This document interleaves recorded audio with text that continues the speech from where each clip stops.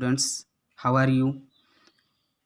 Because of this COVID-19, we all are studying from home. I hope our school will start soon. So, let's start. Today, we are going to study the lesson number 5, Air, Water and Weather from Science. In this lesson, we are going to study the following points. First one, we are going to understand the importance of air and its components. Second point, we are going to discuss that know about different forms of water and how they interchange, means the water cycle. In Marathi, we say that the Jala Chakra. And next one, we are going to understand about weather and the factors that affect it. And the last point, we are going to discuss about various seasons, means या व्हिडिओमध्ये आपण काय अभ्यासणार आहोत की हवेचं महत्त्व आणि त्याच्यामध्ये कोणकोणते घटक असतात ते अभ्यासणार आहोत. दुसरं, जलचक्र म्हणजे पाणी कसं तयार होतं, ते पृथ्वीवरून ढगामध्ये कसं जातं आणि ढगावरून परत पृथ्वीवरती कसं येतं. त्याच्यानंतर हवामान बघणार आहोत आणि त्याच्यावरती परिणाम करणारे घटक देखील आपण अभ्यासणार आहोत. आणि सगळ्यात लास्टचा पॉईंट आपण अभ्यासणार आहोत वेगवेगळ्या प्रकारचे सीझन्स, म्हणजे आपण त्याला मराठीमध्ये ऋतू म्हणतो. So let start. First point, air. Air is present all around us. We cannot see air, but we can feel it when it moves. And moving air is called the wind. When wind blows, it can move several things. Air has no smell of its own. It can be used to feel things and has mass. आता हवा आपल्या सभोवताली आहे. आपण हवेला बघू शकत नाही, पण आपण फील करू शकतो, आपल्याला ती जाणवते. So moving air is called a wind. आणि बघा, ज्यावेळेस हवा सुटते त्यावेळेस आपल्याला ती जाणवत नाही, पण आपण पाहू शकतो. बघा, हवा सुटल्यानंतर झाडाच्या फांद्या काय होतात, हलतात. ओके, सो आपण तिला डायरेक्टली पाहू शकत नाही, परंतु ती आपल्याला जाणवते. So it can move several things, म्हणजे ती काय करू शकते, जर हवा सुटली तर झाडाच्या फांद्या हलू शकतात. त्याच्यामुळं काही वस्तू काय शकतात, हलू शकतात. त्यावेळेस आपल्याला काय जाणवते की हवा आहे. हवेला स्वतःचा असा सुगंध नाही आहे. हवा कशासाठी यूज केली जाते, एखाद्या वस्तूमध्ये भरण्यासाठी. फॉर एक्झाम्पल, फुगा असतो, सगळ्यांना माहीत आहे. फुग्यामध्ये आपण काय करतो, हवा भरतो, त्यामुळे तो फुगा काय होतो, फुगतो. And it has a mass, हवेला वस्तुमान देखील आहे. Now next point we are going to discuss that what does air contain. आता या हवेमध्ये कोणकोणते घटक सामावलेले आहेत आणि हवा कशी बनलेली आहे. So air consist of several gases useful for the survival of living things. It contains many gases. Now which gases contains in this air, such as oxygen, which is useful for us, then nitrogen and carbon dioxide, which is harmful for us.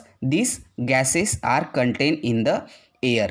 Air also contains dust particles, germs and smoke along with some amount of water known as water vapor. आता हवेमध्ये कोणकोणते घटक आहेत, त्याच्यामध्ये काही gases आहेत जे आपल्याला जीवन जगण्यासाठी उपयुक्त आहेत. कोणते कोणते गॅसेस हवेमध्ये आहेत, oxygen, nitrogen and carbon dioxide.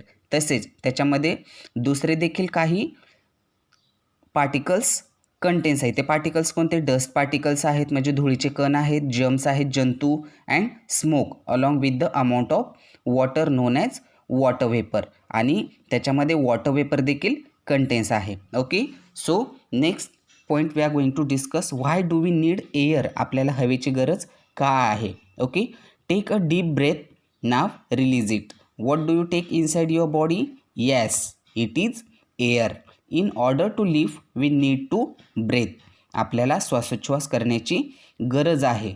The air contains a gas called oxygen. Just now I explain you what does air content. So air content the different gases and with the most important gas oxygen is contained in the air. So the air contains a gas called oxygen which we breathe in. आपण श्वासनाद्वारे जो आपल्या शरीरामध्ये नाकाद्वारे घेतो तो काय असतो, oxygen. Humans and animals both need oxygen to breath and in turn release carbon dioxide. आता माणूस तसेच प्राणी देखील काय करतात, त्यांना जीवन जगण्यासाठी ऑक्सिजनची गरज असते. ते काय करतात, नाकावाटे ऑक्सिजन आतमध्ये घेतात आणि तोंडावाटे कार्बन डायऑक्साईड बाहेर सोडतात. Plants take in this carbon dioxide to make their food. आणि याच कार्बन डायऑक्साईडचा उपयोग झाडे कशासाठी करतात, त्यांचं अन्न बनवण्यासाठी करतात.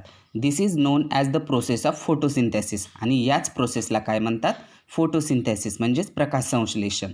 During this process plants release oxygen for humans and animals. Therefore all living organisms need air to live. आणि ह्याच फोटोसिंथेसिसच्या प्रोसेसमध्ये प्लांट्स काय करतात? कार्बन डायऑक्साईड स्वतःचं अन्न बनवण्यासाठी वापर करून घेतात आणि स्वतः मानवाला आणि प्राण्यांना उपयोग असणारं ऑक्सिजन बाहेर सोडतात. म्हणूनच तुम्हाला वारंवार सांगितलं जातं की जास्तीत जास्त झाडे लावा. So trees are very helpful for us. Okay, so next point we are going to discuss that water. पाणी हा आपल्या जीवनातला महत्त्वाचा घटक आहे. Water is an important substance on the earth. We cannot live without water. We use water for several purposes such as drinking, cleaning, washing and cooking. We use water for many purposes. Okay, so now we are going to discuss about water cycle म्हणजेच जलचक्र. आता बघा जलचक्र म्हणजे काय आहे, पाणी कसं तयार होतं, पाऊस कसा पडतो. Okay, that we are going to discuss in this point. The earth has limited amount of water. This water keeps on changing from one from the another. The water cycle is the journey that water takes as it circulates from the land to the sky and then back again to the land. Plants play an important role in the water cycle. आता water cycle म्हणजे बघा पृथ्वीवरती खूप कमी अशा प्रमाणात पाणी उपलब्ध आहे. This water keeps on changing from one form to another. आणि हेच पाणी काय होतं, एका फॉर्ममधून दुसऱ्या फॉर्ममध्ये सतत बदलत राहतं. The water cycle is the journey. आता हे वॉटर सायकल म्हणजे काय, हा एक पाण्याचा प्रवास आहे. या प्रवासामध्ये काय होतं, पाणी काय होतं, सतत एका फॉर्ममधून दुसऱ्या फॉर्ममध्ये बदलत राहतं, म्हणजे सर्क्युलेट होत राहतं. जर पृथ्वीवरून आकाशामध्ये जातं आणि आकाशावरून परत पावसाच्या स्वरूपामध्ये ते पृथ्वीवर येत असतं. यालाच काय म्हणतात, जलचक्र म्हणजे वॉटर सायकल असे म्हणतात. आणि या प्रोसेसमध्ये, या वॉटर सायकलमध्ये plants play an important role in the water cycle. झाडे खूप महत्त्वाची अशी भूमिका बजावतात. So let's start the process of water cycle. The water from lakes, rivers, ponds and oceans gets heated up due to the heat of the sun. This water evaporates, means turns from liquid to gas and forms water vapor. This is the process of evaporation. The water vapor rises up in the sky. So in water cycle the first step is evaporation, means बाष्पीभवन. आता हे बाष्पीभवन कसं होतं, the water from lakes, rivers, ponds and oceans म्हणजे छोट्या छोट्या तळ्यामधलं, डबक्यामधलं, नदीमधलं आणि महासागरामधलं, समुद्रामधलं पाणी काय होतं, सूर्याच्या उष्णतेमुळं गरम होतं.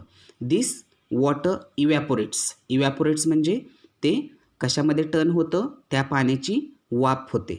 Means turns from liquid to gas and from water vapour. आणि त्या सूर्याच्या उष्णतेमुळं ह्या पाण्याची काय होते, वाफ होते. This is the process of evaporation. आणि यालाच काय म्हणतात, फर्स्ट स्टेप म्हणजे बाष्पीभवन. The water vapour rises up in the sky. आणि हे जे वॉटर वेपर म्हणजे ही जी पाण्याची वाफ असते ती कुठं जाते, वरती आकाशामध्ये जाते. जसं तुम्ही बघा तुमच्या स्क्रीनवरती तुम्हाला एक पिक्चर दिसते. त्या पिक्चरमध्ये बघा काय होते, त्या पाण्यामधून पाण्याची जी वाफ झालेली आहे ती वाफ वरती जाताना दिसते तुम्हाला. The second step is condensation. Now what is condensation? When water vapor in the air cools down, tiny droplets of water are formed. This is the process of condensation. आता कंडेन्सेशन म्हणजे संक्षेपण. आता हे जे आकाशामध्ये चाललेले वॉटर वेपर आहेत हे जेव्हा थंड होतात, गार होतात आणि ते कशामध्ये रूपांतरित होतात, एका छोट्या छोट्या टिनी ड्रॉपलेट्समध्ये रूपांतरित होतात. This is the process of condensation. आता ह्याचं एक एक्झाम्पल द्यायचं झालं तर कोणतं एक्झाम्पल, आता बघा घरामध्ये मम्मी स्वयंपाक बनवत असते, बरोबर आहे. आता मम्मीने गरम गरम भाजी बनवली आणि भाजी बनवून पूर्ण तयार झाल्यानंतर मम्मी गॅस बंद करते आणि त्याच्यावरती झाकण ठेवते. काही वेळाने तुम्ही बघा ते झाकण काढा आणि बाजूला ठेवा. त्यावेळेस त्या झाकणावरती काय झालेली असते, त्या भाजीची वाफ चिकटून बसलेली असते. आणि ज्यावेळेस ते झाकण पूर्ण थंड होतं तेव्हा त्या झाकणावरती तुम्हाला पाण्याचे छोटे छोटे थेंब बघायला मिळतात. यालाच काय म्हणतात, कंडेन्सेशन म्हणजेच संक्षेपण असं म्हटलं जातं. The water droplets join to form clouds. आणि याच वॉटर ड्रॉपलेट जॉईन होऊन काय तयार होतात, क्लाउड्स तयार होतात, म्हणजे पाण्याचे ढग तयार होतात. Wien these clouds become very heavy with a lot of water, it falls down in the form of rain or snow. This is the process of precipitation. आणि जेव्हा हे जे ढग असतात ते पाण्यामुळं खूप हेवी होतात. Wien these clouds become very heavy with a lot of water, म्हणजे जेव्हा ते ढग पूर्ण पाण्याने भरून खूप जड होतात, it falls down in the form of rain or snow, आणि तेच ढग काय होतात, पावसाच्या स्वरूपामध्ये जमिनीवरती परत येतात. यालाच काय म्हटलं जातं, प्रिसिपिटेशन, म्हणजेच पर्जन्यवृष्टी असं म्हटलं जातं.